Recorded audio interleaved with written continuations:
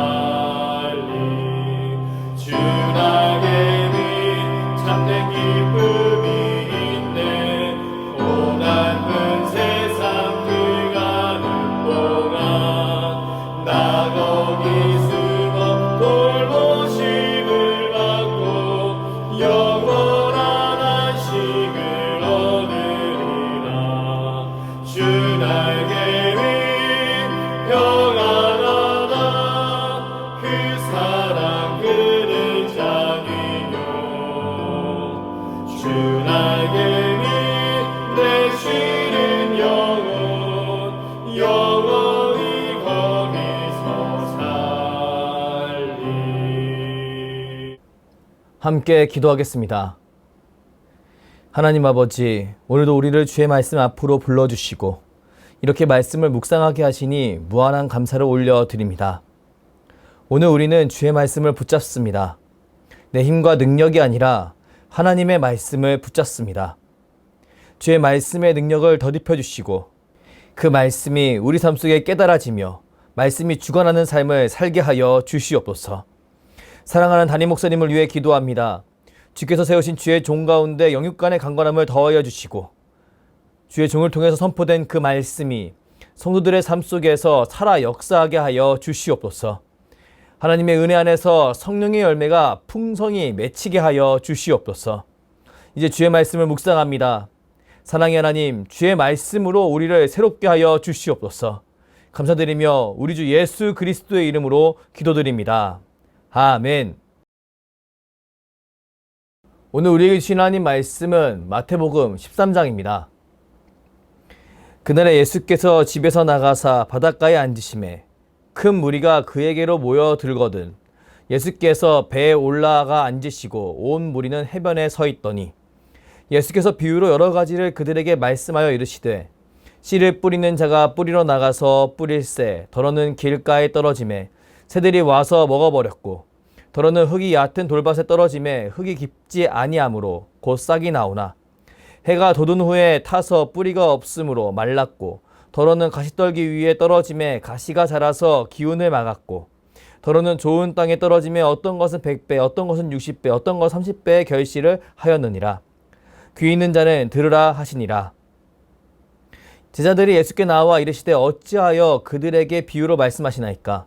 대답하여 이르시되 천국의 비밀을 아는 것이 너희에게는 허락되었으나 그들에게는 아니 되었나니 물을 있는 자는 받아 넉넉하게 되되 없는 자는 그 있는 것도 빼앗기리라. 그러므로 내가 그들에게 비유로 말하는 것은 그들이 보아도 보지 못하며 들어도 듣지 못하며 깨닫지 못함이니라.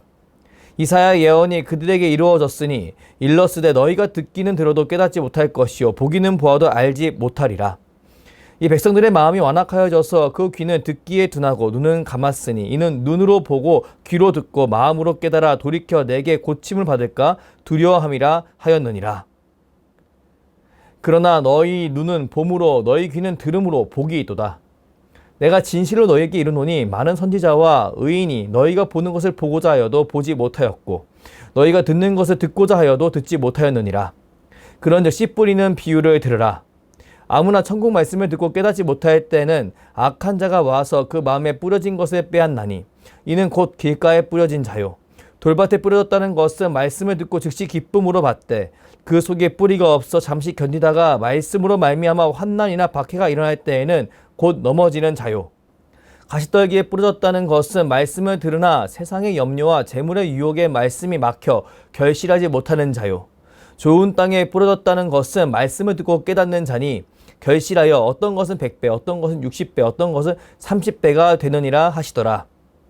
예수께서 그들 앞에 또 비유를 들어 이르시되 천국은 좋은 씨를 제밭에 뿌린 사람과 같으니 사람들이 잘 때 그 원수가 와서 곡식 가운데 가라지를 덧뿌리고 갔더니 싹이 나고 결실할 때 가라지도 보이거늘 집주인의 종들이 와서 말하되 주여 밭에 좋은 씨를 뿌리지 아니하였나이까.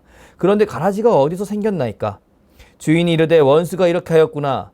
종들이 말하되 그러면 우리가 가서 이것을 뽑기를 원하시나이까.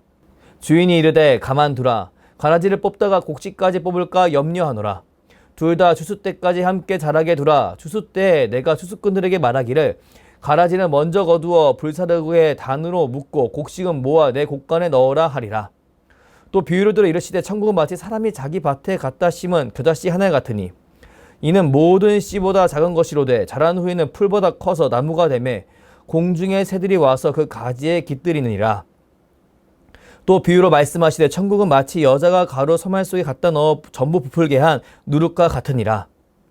예수께서 이 모든 것을 우리에게 비유로 말씀하시고 비유가 아니면 아무것도 말씀하지 아니하셨으니 이는 선지자를 통하여 말씀하신 바 내가 입을 열어 비유로 말하고 창세부터 감추인 것들을 드러내리라 함을 이루려 하심이라. 이 예수께서 무리를 떠나사 집에 들어가시니 제자들이 나와 이르되 밭의 가라지의 비유를 우리에게 설명하여 주소서.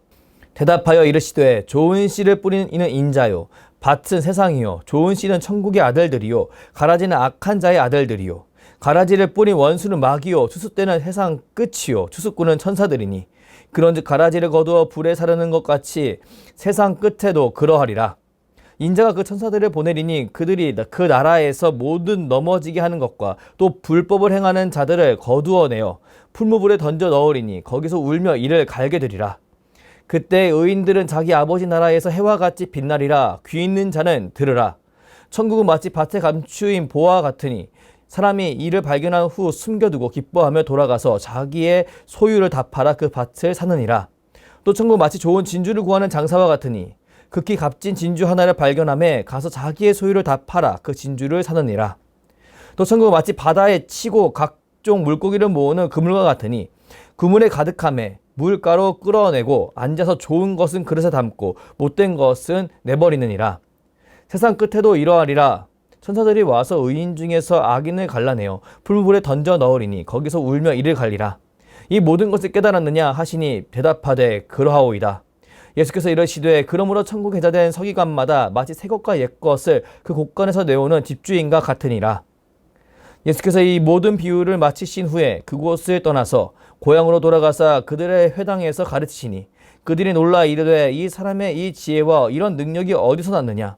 이는 그 목수의 아들이 아니냐. 그 어머니는 마리아, 그 형제들은 야고보, 요셉, 시몬, 유다라 하지 않았느냐. 그 누이들은 다 우리와 함께 있지 아니하냐. 그런즉 이 사람의 이 모든 것이 어디서 났느냐 하고 예수를 배척한지라. 예수께서 그들에게 말씀하시되 선지자가 자기 고향과 자기 집 외에는 존경을 받지 않음이 없느니라 하시고 그들이 믿지 않음으로 말미암아 거기서 많은 능력을 행하지 아니하시니라. 아멘. 마태복음 13장 중 10절부터 10절까지의 말씀을 중심으로 어찌하여 비유로 말씀하시나이까 라는 제목으로 하나님 말씀을 선포하겠습니다. 오늘 본문은 예수님께서 갈릴리 바닷가에서 무리들을 가르치실 때 제자들이 던진 한 가지 중요한 질문에서 시작합니다. 본문 10절 말씀을 함께 읽어보겠습니다. 제자들이 예수께 나와 이르되 어찌하여 그들에게 비유로 말씀하시나이까. 우린 이 장면을 먼저 그려볼 필요가 있습니다. 예수님은 갈릴리 바닷가에 앉으셨습니다. 그 곁에는 수많은 무리들이 모여 있습니다. 사람들은 예수님의 말씀을 듣고자 바닷가 모래 위에 앉아 있었습니다. 사람이 너무 많아 예수님께서는 배에 오르셔서 앉으셨습니다. 그리고 물가에 있는 사람들을 향해서 말씀을 전하십니다. 그 배에는 해자들이 함께 있었고 무리들은 잔잔한 물결 위에 배 위에 계시는 그 예수님의 음성을 귀로 듣고 있었습니다. 이것은 하나의 거대한 설교 장면이요, 천국 복음을 향한 하나님의 초대 자리였습니다. 그런데요, 이상한 일이 벌어졌습니다. 예수님은 분명 많은 사람들에게 천국의 비밀을 전하고 계셨지만 그 방식은 우리의 기대와는 많이 달랐습니다. 분명하고 직설적인 언어로 우리 예수님은 이야기 쉽게 설명하지 않으셨습니다. 오히려 이야기를 들려주셨습니다. 씨 뿌리는 농부 이야기, 밭에 난 가라지 이야기, 겨자씨와 누룩의 비유. 무리들은 그것을 듣긴 했지만 그 깊은 뜻을 알지 못했습니다. 그래서 제자들이 묻습니다. 예수님, 왜 그들에게 비유로 말씀하시는 겁니까? 여기서 우리는 중요한 사실 한 가지를 발견해야 합니다. 제자들의 질문은 단순한 호기심이 아니었습니다. 그들은 예수님의 사역 방식에 대한 그 신학적인 의문을 던지고 있는 겁니다. 주님께서 온 인류를 위해 오셨다면 왜 모두가 알 수 있도록 단순하고 분명하게 말씀하시지 않는 것일까? 왜 어떤 이들은 듣고 깨닫지 못하는가? 왜 어떤 이들은 눈앞에서 기적을 보면서도 여전히 믿지 못하는가? 이 질문들을 제자들이 하고 있는 겁니다. 이 질문은 단지 제자들만의 질문이 아니라 오늘 우리 모두의 질문이기도 합니다. 사랑하는 성도 여러분, 하나님의 말씀은 분명히 선포되었지만 사람들은 다 똑같이 반응하지 않습니다. 어떤 사람들은 마음에 열려서 그 말씀을 듣고 생명을 얻지만 또 어떤 사람은 같은 말씀을 듣고도 전혀 깨닫지 못합니다. 심지어 마음이 완악하여서 오히려 더 멀어지기도 합니다. 이런 차이는 과연 어디서 오는 걸까요? 예수님은 왜 일부러 비유라는 방식을 사용하셔서 어떤 이들에겐 감추어지고 어떤 이들에겐 열리게 하셨을까요? 여기에는 하나님의 깊은 뜻이 담겨 있습니다. 예수님의 비유는 단순한 이야기나 교훈이 아니라 사람의 마음을 시험하는 거울과도 같았습니다. 비유 앞에서 마음이 다친 자는 보아도 보지 못하였고 들어도 듣지 못합니다. 그러나 하나님의 은혜로 마음이 열린 자는 비유를 통해 천국의 비밀을 깨닫습니다. 이것이 바로 예수님의 교육 방식이자 동시에 하나님의 구원의 경륜이었습니다. 따라서 오늘 우리는 이 본문을 통해 두 가지 중요한 주제를 살펴보려고 합니다. 첫째, 예수님의 비유가 어떻게 완악한 자들을 드러내는가? 둘째, 예수님의 비유가 어떻게 은혜 받은 자들을 깨닫게 하는가? 이 두 가지를 통해 오늘 우리는 우리가 진정 천국 백성이라는 확신이 어디에 근거하는지 분명히 알게 될 겁니다. 이제 본문 속으로 들어가서 먼저 예수님께서 비유로 말씀하신 까닭, 곧 비유가 어떻게 완악한 자들을 드러내는지를 살펴보겠습니다. 본문 11절 말씀입니다. 대답하여 이르시되 천국의 비밀을 아는 것이 너희에게는 허락되었으나 그들에게는 아니 되었나니. 여기서 우리는 중요한 구분을 보게 됩니다. 천국의 비밀을 아는 것이 허락된 자, 허락되지 않은 자입니다. 예수님께서는 두 종류의 사람이 있다고 얘기하십니다. 이것은 사람의 노력이나 머리의 차이가 아니라 하나님의 주권적인 그 허락의 문제입니다. 그러면 어떤 이는 비유를 듣고도 이해를 못하고 또 어떤 이는 같은 비유를 들어도 오히려 마음이 더 강팍해지는 겁니다. 예수님은 이어서 그들이 보아도 보지 못하고 들어도 듣지 못하며 깨닫지 못한다는 말씀을 하시며 비유가 가지는 분별적 성격을 드러내십니다. 비유는 단순히 알기 쉽게 설명하는 것이 아니라 오히려 완악한 자들을 드러내는 그런 도구가 된다는 겁니다. 겉으로는 다 듣고 있는 것 같지만 실제로는 전혀 깨닫지 못하는 모습을 폭로하십니다. 오늘 우리 시대 또한 이와 마찬가지지요. 아담의 타락 이후에 사람들은 본래 영적으로 귀가 막힌 존재가 되어버렸습니다. 그렇기 때문에 하나님의 말씀을 듣고자 해도 깨달을 수가 없습니다. 하나님의 말씀 항상 선포되지만 죄로 물든 본성은 그것을 거부합니다. 그래서 사도 바울은 고백합니다. 육에 속한 사람은 하나님의 성령 이들을 받지 아니하나니 이는 그것들이 그들에게는 어리석게 보임이요 또 그는 그것들을 알 수도 없으니 그러한 일은 영적으로 분별되기 때문이라. 이처럼 비유는 인간의 본성을 드러내며 본래 우리가 하나님의 음성을 들을 수 없는 존재임을 폭로합니다. 예수님은 이사야 선지자의 말씀을 인용하심으로 이 진리를 더욱더 확실하게 증언하셨습니다. 이사야의 예언이 그들에게 이루어졌으니 일렀으되 너희가 듣기는 들어도 깨닫지 못할 것이요 보기는 보아도 알지 못하리라. 이 백성들의 마음이 완악하여져서 그 귀는 듣기에 둔하고 눈은 감았으니 이는 눈으로 보고 귀로 듣고 마음으로 깨달아 돌이켜 내게 고침을 받을까 두려워함이라 하였느니라. 오늘 우리 시대 또한 다르지 않지요. 인간은 스스로 깨달을 수 있는 능력이 없습니다. 말씀을 들어도 마음이 굳어져 있고 눈이 감겨져 있으며 귀는 닫혀 있습니다. 돌이켜 회개하면 살 수 있는데 스스로 눈과 귀를 막아 고침받기를 거부합니다. 이것이 바로 인간의 완악한 본성입니다. 창조 이후 타락 이후서부터 지금까지 끊임없이 이어지는 우리 인생의 모습인 겁니다. 여기서 우리는 한 가지 중요한 교훈을 깨닫게 됩니다. 하나님 말씀을 듣는다고 해서 모두 다 깨닫는 것은 아니라는 겁니다. 같은 자리에 앉아 있어서 같은 말씀을 듣는다고 할지라도 어떤 이는 회개하고 변화되지만 어떤 이는 아무런 감동도 받지 못합니다. 어떤 이는 마음이 부드러워지지만 어떤 이는 굳어집니다. 마음 상태 때문에 은혜로 열려 있는지 안 열려 있는지에 따른 그 마음 상태 때문에 이 모든 것이 달라지는 겁니다. 그러므로 우리는 예배에 참여한다는 사실만으로 안심할 수 없습니다.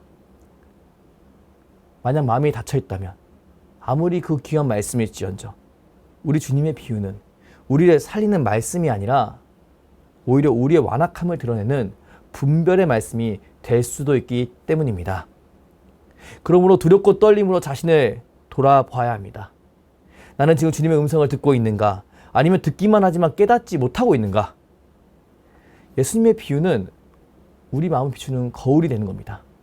그러나 사랑하는 성도 여러분, 예수님의 비유는 단순히 우리의 완악함을 드러나는 데서 멈추지 않습니다. 비유는 또한 하나님께서 은혜로 택하신 자들에게 천국의 비밀을 알게 하는 도구가 됩니다. 본문 16절 말씀입니다. 그러나 너희 눈은 봄으로 너희 귀는 들음으로 복이 있도다.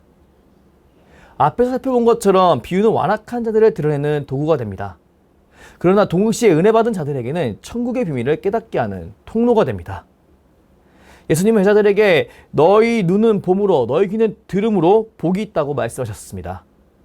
이것은 단순히 육체의 눈과 귀가 열려 있다는 말씀이 아닙니다. 하나님의 은혜로 영적인 눈과 귀가 열려서 말씀을 보고 듣게 되었다는 뜻입니다. 우리가 복음을 깨닫게 되는 것 당연한 일일까요? 당연한 일이 절대 아닐까요? 우리는 앞에서 분명히 말했듯이 모든 사람은 하나님 말씀을 거절하게 되어 있다는 것을 확인했습니다. 그렇다면 그런 전제 속에서 우리의 상황을 바라봤을 때 우리는 지금 말씀이 깨달아진다는 것이 전적인 하나님의 은혜임을 알 수 있습니다. 아무리 지혜롭고 학식이 많아도 하나님의 은혜가 아니면 말씀을 깨달을 수가 없습니다.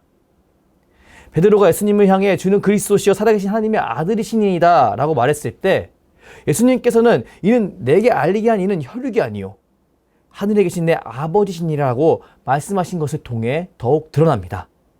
마찬가지로 오늘 우리가 복음을 깨닫고 예수님을 믿게 된 것은 우리의 힘이 아니라 하나님께서 알게 하신 은혜인 줄 믿습니다. 예수님께서 17절에 이렇게 말씀하십니다. 내가 진실로 너에게 이르노니 많은 선지자의 의인이 너희가 보고 들은 것을 보고자 하여도 보지 못하였고 너희가 듣는 것을 듣고자 하여도 듣지 못하였느니라. 구약의 선지자들과 의인들이 그렇게도 소망했던 메시아 시대를 우리는 지금 예수 그리스도 안에서 보고 듣고 있습니다. 그들이 멀리서 바라던 그 은혜를 우리는 실제로 누리고 있는 겁니다. 우리가 지금 주님의 말씀을 읽고 설교를 듣고 그 뜻을 깨닫고 있는 것 자체가 복인 줄 믿습니다.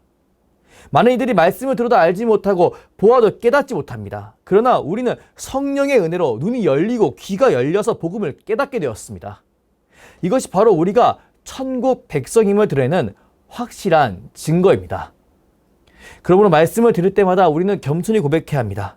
주님, 이것은 나의 지혜가 아니라 주님의 은혜입니다. 내가 말씀을 깨닫는 것은 주님께서 내 귀를 열어주셨기 때문입니다. 사랑하는 성도 여러분, 오늘 우리는 어찌하여 비유로 말씀하시나이까? 라는 제자들의 그 질문을 통해 예수님께서 비유로 말씀하신 이유에 대해서 살펴보았습니다. 첫째, 비유는 완악한 자들을 드러내는 거울입니다. 둘째, 비유는 은혜 받은 자들에게 천국의 비밀을 깨닫게 하는 통로입니다. 이제 우리는 분명한 결론에 이르게 됩니다. 우리가 천국 백성이라는 그 확신은 우리의 지혜와 경험에서 오는 것이 아닙니다. 성령께서 그리스도의 십자가와 그 부활을 조명해 주시고 말씀이 들려지게 만들어 주신 것, 마음에 새겨 주시는 것, 그것이 곧 은혜의 증거입니다. 그러므로 우리는 이 은혜 앞에서 더욱 겸손하게 감사해야 합니다. 날마다 말씀 앞에 귀를 기울이는 자가 되어야 되는 겁니다. 저는 오늘 새벽 저 여러분이 이렇게 고백하길 원합니다. 주님, 제 귀를 열어주소서. 제 눈을 밝혀주시옵소서. 주의 말씀을 깨닫게 하여 주시옵소서. 저의 완악함을 주의 은혜로 깨뜨려 주시고 주의 말씀이 들려지는 그 은혜에 감사하며 날마다 천국 백성답게 살아가게 하여 주시옵소서. 사랑하는 성도 여러분, 비유로 말씀하시는 주님 앞에서 다친 마음에 머무르는 자가 아니라 은혜를 누리는 자가 되길 주님의 이름으로 축복합니다. 오늘 우리에게 말씀을 들려주시고 마음을 여시며 천국 비밀을 알게 하신 그 주님의 은혜에 너무나 감사하며 주님을 찬양하며 주님의 있는 힘껏 따라가는, 그리하여 하나님께 온전히 영광 올려드리는 저와 여러분이 되길 주님의 이름으로 축복합니다. 기도하겠습니다. 사랑의 하나님, 오늘 말씀을 통해 우리가 천국 백성임을 다시 한 번 더 깨닫게 하시니 감사를 올려드립니다. 성령께서 우리의 마음을 열어주시고 예수 그리스도의 복음을 알게 하시며 믿게 하시고 마음에 새기게 하심을 믿습니다. 이 은혜를 기억하며 오늘 하루도 주의 백성답게 살기를 원합니다. 우리의 생각과 말과 행동에 주의 말씀에 순종하게 하시고 성령 하나님, 우리의 걸음을 친히 주관하여 주시옵소서.